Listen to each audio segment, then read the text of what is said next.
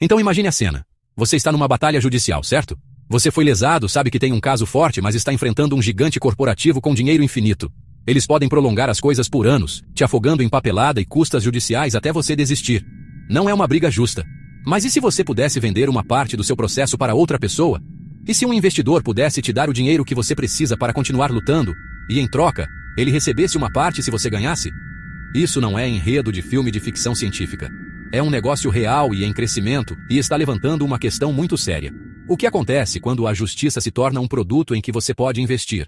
Vamos desmistificar, porque é ao mesmo tempo mais simples e mais complicado do que parece. Imagine que você é a Joana. A Joana tem uma ação judicial sólida contra uma corporação enorme. Vamos chamá-la de mega corporação, por um produto defeituoso que lhe causou sérios danos. Os advogados dela dizem que ela poderia ganhar milhões, mas a batalha legal custará uma fortuna e levará anos. A Joana não tem esse tipo de dinheiro ou tempo. É aqui que uma empresa de financiamento de litígios entra em cena.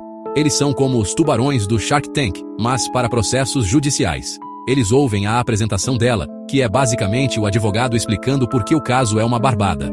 Após uma análise aprofundada, os financiadores fazem os cálculos. Eles usam advogados, analistas de dados e até inteligência artificial para avaliar as chances. Podem dizer que há 80% de chance de sucesso e um acordo de $2 milhões. Com base nessa análise, eles oferecem $200 mil adiantados para cobrir despesas legais e alguns custos de vida. Em troca, o contrato estabelece 30% do valor final se ela ganhar. No cenário A, o caso vai a julgamento e a Joana ganha. O tribunal lhe concede os $2 milhões.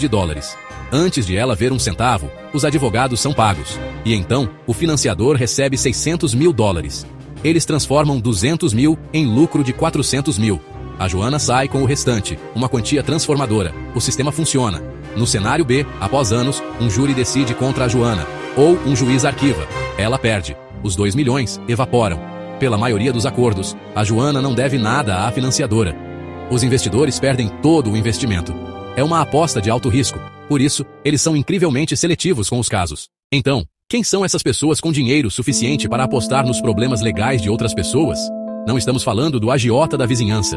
O mundo é dominado por fundos de hedge e empresas de private equity especializadas. Eles gerenciam bilhões para indivíduos ricos, fundos de pensão e universidades. Para eles, processos são outra classe de ativos, não correlacionada ao mercado de ações. Tem equipes de advogados e analistas peneirando casos potenciais.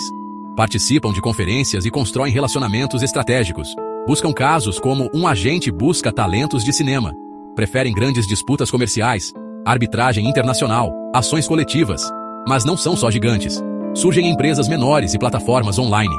Elas permitem que muitos investidores menores juntem dinheiro para um caso. Pense como uma campanha, mas com expectativa de retorno. Abre o mercado para mais pessoas, para o bem ou para o mal. Porém, a linha entre investir e interferir fica tênue. Para a pessoa que entra com o processo, o benefício é transformador. Acesso. Justiça deixa de ser privilégio dos ricos. Permite ter o dia no tribunal sem falir tentando provar que estavam certos. Do ponto de vista do investidor, a recompensa é financeira e pode ser espetacular. É um ativo não correlacionado com ações, títulos e imóveis. Mesmo em recessão, um caso forte pode render. Um caso de sucesso pode gerar 2, 3, até 10 vezes o investimento. O risco? Perder cada centavo. Não há crédito parcial. Tempo. Processos se arrastam por anos. É ilíquido. Não dá para vender a parte do processo quando quiser. Risco ao autor. Perda de controle. Pressão por acordo rápido. É aqui que a conversa esquenta de verdade. O dilema é: se o lucro de terceiros corrompe a busca por justiça, o sistema deveria ser sobre certo e errado, defender leis e proteger direitos. Mas quando vira instrumento financeiro, o foco desvia para o lucro. Críticos temem seleção por retorno, deixando de fora causas válidas, porém menos lucrativas. Quem está no comando? Medo de financiadores ditarem estratégia ou acordo. O advogado serve a 2 senhores? Acordos muitas vezes são secretos. Deve haver divulgação? Defensores falam em confidencialidade, oponentes em informação crucial. Saber de apoiadores ricos pode mudar a dinâmica de acordo. Em última análise, trata-se de justiça e igualdade. Para tornar isso menos abstrato, vamos a um exemplo simples. Imagine uma pequena padaria familiar com contrato para fornecer pão a uma rede nacional de supermercados. O supermercado cancela sem justa causa, violando o acordo, deixando a padaria à beira da falência. Um financiador cobre as custas e, vencendo 500 mil, o financiador leva 150 mil e a padaria fica com 350 mil. Sem financiamento, teria fechado. Em escala maior, uma ação coletiva contra a farmacêutica exige milhões em custos.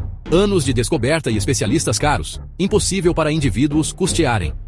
Fundos reúnem capital, viabilizando o caso de interesse público. Mas a fatia bilionária pode intensificar a priorização do retorno. Pressões por acordos rápidos podem deixar vítimas em segundo plano. Estamos numa encruzilhada. Hoje é 14 de outubro de 2025. De um lado, comercialização total. Processos negociados. Títulos lastreados em ações judiciais e algoritmos prevendo resultados. O outro caminho é a regulação. Transparência, limite de participação e linhas claras para preservar a relação advogado-cliente. A tecnologia financeira e a inteligência artificial podem democratizar e avaliar melhor casos, se usadas com ética. Queremos um sistema de justiça como a Bolsa ou um espaço protegido dos ventos do mercado? Não há resposta fácil. Diferentes sociedades escolherão caminhos diferentes. Esta conversa afeta a todos. Trata-se do sistema de justiça que queremos. A escolha é nossa. Agora é a hora de se informar e participar. Inscreva-se aqui no canal Grid Digital, curta o vídeo e compartilhe com amigos que amam curiosidades e tecnologia. Deixe seu comentário que iremos ler e lhe responder.